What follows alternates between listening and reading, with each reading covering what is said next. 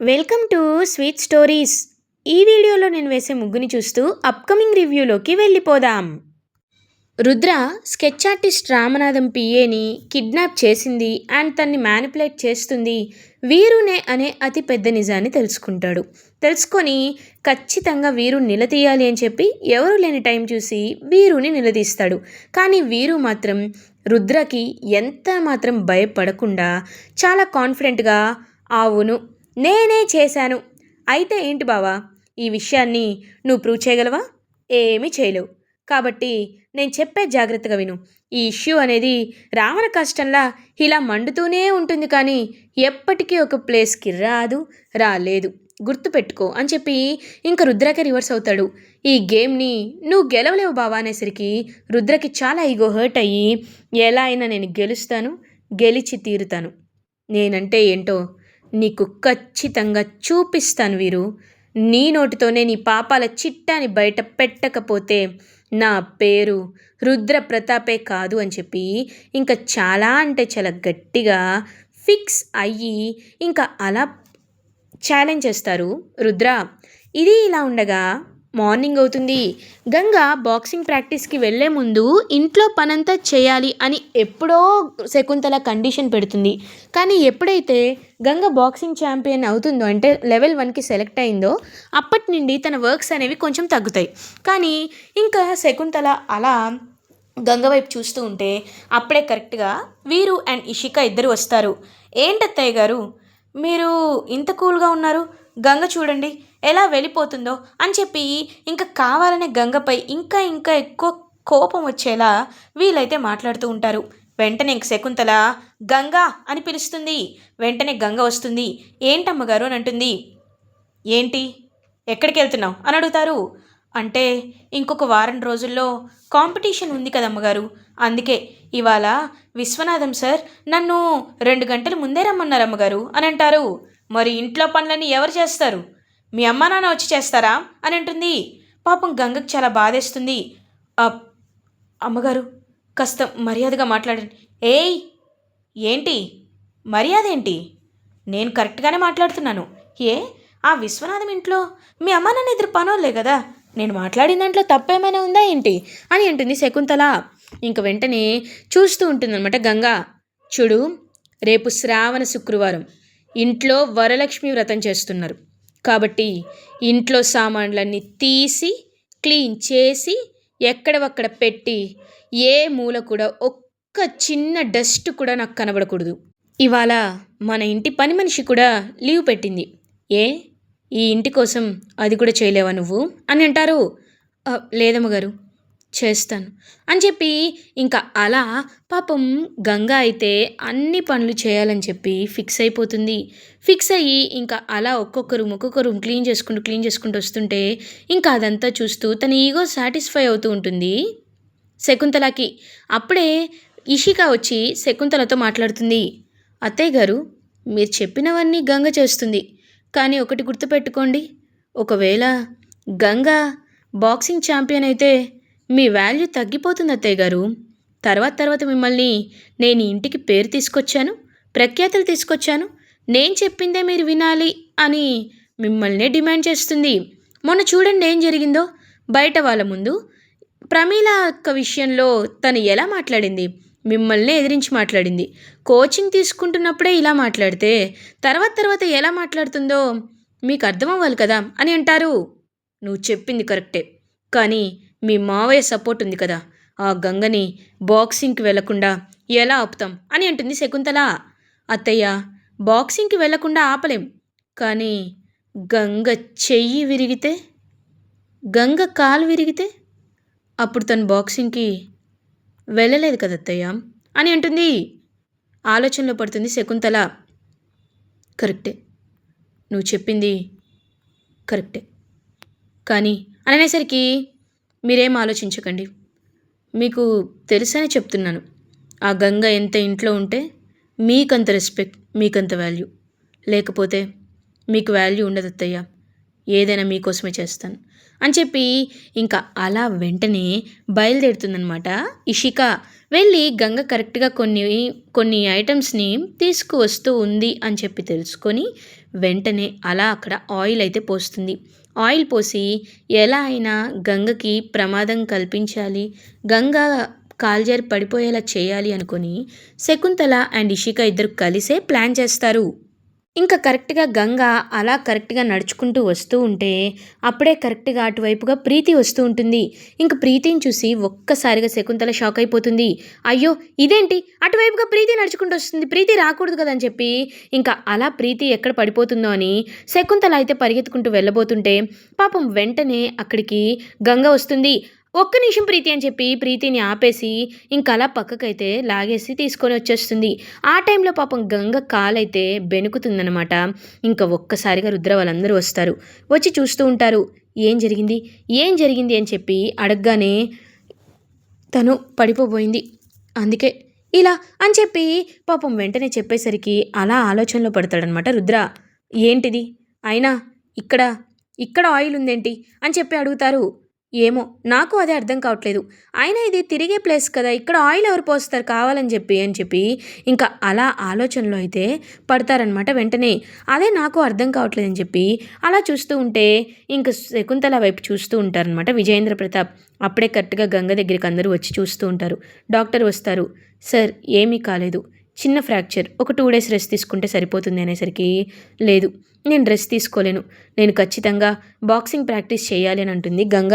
గంగా నేను చెప్తున్నాను కదా రెస్ట్ తీసుకో అని అంటారు రుద్ర. లేదు సార్, బాక్సింగ్ కాంపిటీషన్కి ఇంకా వారం రోజులు మాత్రమే టైం ఉంది. నేను ఇప్పుడు ఈ 2 డేస్ రెస్టింగ్ తీసుకుంటే నా గోల్ని నేను రీచ్ అవ్వలేను సార్. ఖచ్చితంగా నేను బాక్సింగ్ ఛాంపియన్ అవ్వాలి సార్. కొంతమందికి నేను సమాధానం చెప్పుకోవాలి సార్ అని చెప్పి పాపం కుంటుతూనే గంగ బాక్సింగ్ ఛాంపియన్గా వెళ్ళాలి అని అనుకుంటుంటే ఇంకా శకుంతలకి ఏం మాట్లాడాలో అర్థం కాదు. అలా సైలెంట్గా అయితే ఉండిపోతుందన్నమాట శకుంతల. అప్పుడే కరెక్ట్‌గా విజయేంద్ర ప్రతాప్ శకుంతల దగ్గరికి వస్తారు. శకుంతల నీతో మాట్లాడాలి అని చెప్పి ఇంకా అలా శకుంతల దగ్గరికి వెళ్తారు. శకుంతల రూమ్లోకి వెళ్ళగానే ఇంకా శకుంతల చెంప పగలగొడతారనమాట విజయేంద్ర. ఒక్కసారిగా శకుంతల షాక్ అయిపోతుంది.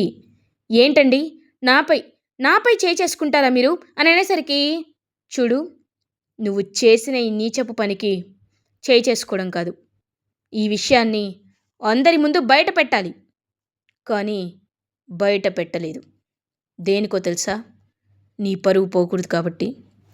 నువ్వు గంగకి లోకు అవ్వకూడదు కాబట్టి. ఎందుకు ఎందుకు ఇదంతా చేశావు? నువ్వే కావాలని ఆయిల్ పోసావని నాకు తెలుసు అని చెప్పేసరికి ఒక్కసారిగా అలా షాక్లో ఉండిపోతుంది శకుంతల.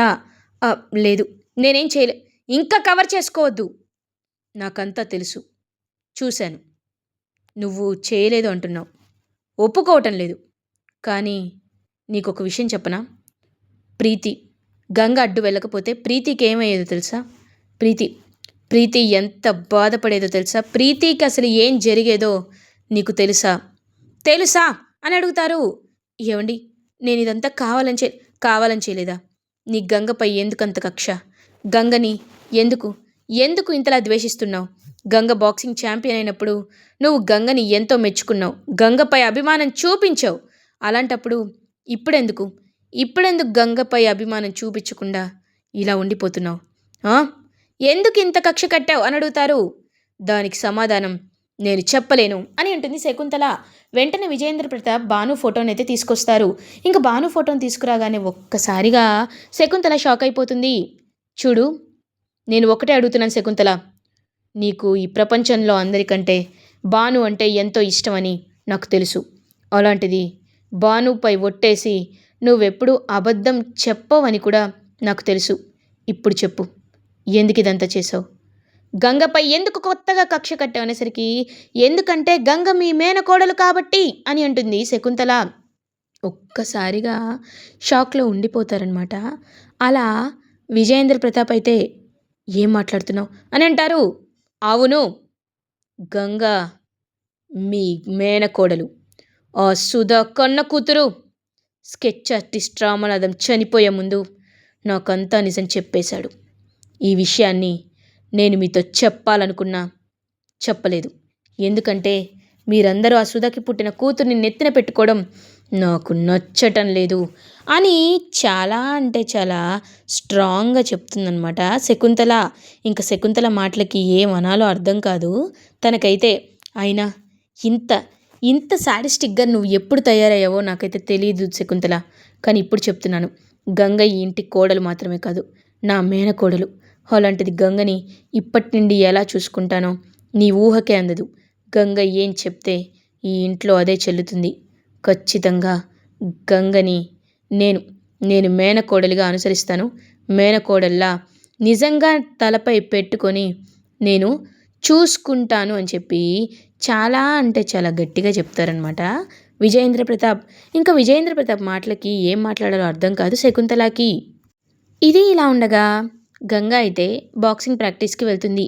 విశ్వనాథం గంగ కుంటుతూ రావడం అయితే చూస్తాడు. చూసి ఏమైంది Ganga, what happen to your leg అని అడుగుతారు. ఏం లేదు సార్, చిన్న దెబ్బ అంతే, మనం బాక్సింగ్ ప్రాక్టీస్ చేద్దాం సార్ అని ఇంక నిలబడి అలా బాక్సింగ్ అయితే ప్రాక్టీస్ చేస్తూ ఉంటుంది గంగ. ఇంక వెంటనే రంగాన్ని అడుగుతారనమాట విశ్వనాథం. 1 సెకండ్ మిస్టర్, ఏమైంది తనకి అని అడుగుతారు. తను కాలు జారి పడిపోయింది సార్ తర్వాత అని చెప్పి పాపం అలా నిజం చెప్పేసరికి గంగ దగ్గరికి వస్తారు. గంగ దగ్గరికి వచ్చి గంగ భుజంపై ప్యాట్ చేసి, నిజంగా నిన్ను చూస్తుంటే నాకు చాలా గర్వంగా ఉంది Ganga. I'm really so proud of you.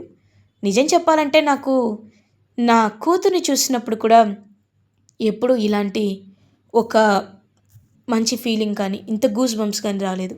కానీ నీ కల కోసం నీ ఎంత నీ హెల్త్ బాగోకపోయినా, ఎంత నువ్వు కష్టాల్లో ఉన్నా వచ్చి ఇలా నేనున్నాను సార్, నేను చేస్తాను సార్ అని చెప్పి నిలబడి ఉన్నావు చూడు, ఇది ఈ డెడికేషన్ చూస్తుంటే చిన్నప్పుడు నన్ను నేనే చూసుకున్నట్లు అనిపిస్తుంది. నేను కూడా నా ప్యాషన్ కోసం ఇలాగే ఎంతో ఎంతో తాపత్రయపడ్డాను. ఈ స్టేట్లోనే, ఈ కంట్రీలోనే the best boxing players, one of the best boxing ప్లేయర్స్గా నేను మారాను. నిన్ను చూస్తుంటే నాకు నువ్వు నన్ను నేనే చూసుకున్నట్టుంది. కాబట్టి నువ్వు కూడా ఖచ్చితంగా భవిష్యత్తులో ఒక మంచి ప్లేయర్వి అవుతావు, ఖచ్చితంగా అవుతావు అని విశ్వనాథం అయితే అలా పాపం తనకి ఎంతో హ్యాపీగా చెప్తారు. అదంతా విని ఎంతో అంటే ఎంతో హ్యాపీగా ఫీల్ అవుతుంది గంగా. సార్, మీరు నాకు ఆశీర్వాదం ఇచ్చారు, ఇక నన్ను ఎవ్వరూ ఆపలేరు, ఏ దుష్టశక్తి కూడా నన్ను ఆపలేదు సార్ అని చెప్పి గంగ అలా జయ వైపు కోపంగా చూస్తుంది. జయ ఏమో ఏం మాట్లాడకుండా అక్కడి నుండి వెళ్ళిపోతుంది. ఇది ఇలా ఉండగా వీరు అటు ఇటు తిరుగుతూ ఆలోచిస్తూ ఉంటాడు. మన ప్లాన్లన్నీ ఫ్లాప్ అయ్యాయి కాబట్టి ఈసారి ఒక కొత్త ప్లాన్ వేయాలి అని చెప్పి అలా ఆలోచిస్తూ అక్కడి నుండి వెళ్ళిపోతాడనమాట వీరు.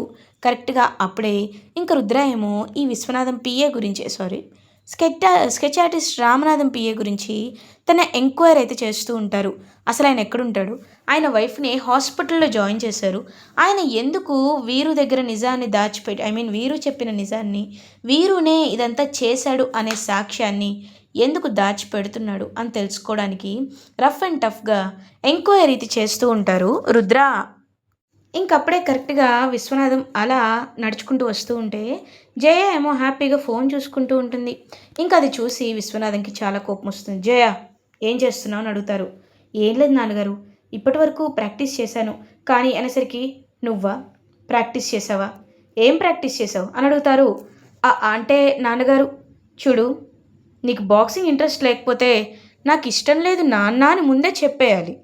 నేను నిన్ను ఫోర్స్ చేయను కదా, కానీ ఒప్పుకున్నట్టు నీకు నా మాట అంటే గౌరవం ఉన్నట్టు నటిస్తూ మళ్ళీ ఇలా అన్విల్లింగ్నెస్గా ఉంటే, ఇంత రెలిక్టాంట్గా ఉంటే నేను చూడలేకపోతున్నాను అని అంటారు.